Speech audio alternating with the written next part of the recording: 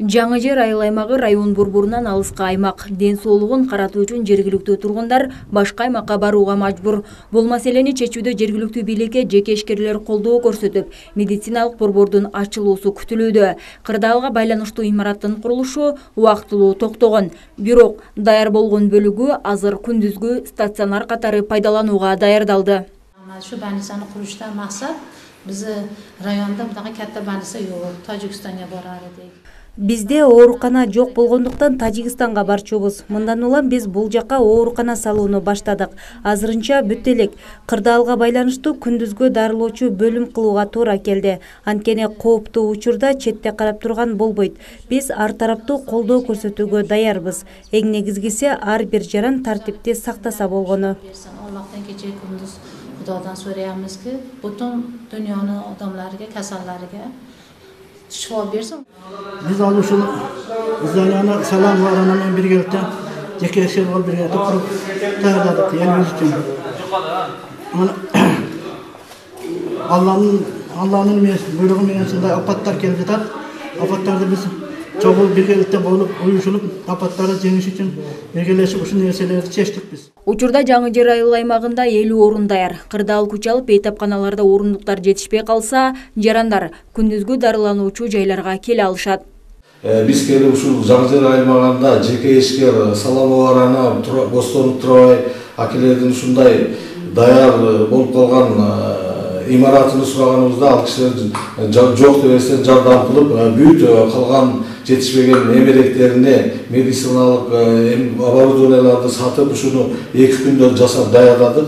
Лейлек району кошуна Тажик Республикасы менен чектеш жайгашкан. Эпит кырдаалга байланыштуу чек аралар толугу менен жабык. Аймакта бейтапкана көйгөйүн жөнгө салууда жеке ишкерлер мамлекетке колдоо көрсөтүп жатат.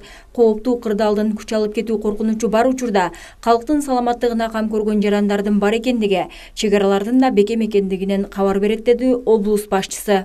Кыргыз Республикасынын эң алыскы бул Лейлек району Тажикстан менен чектешкен.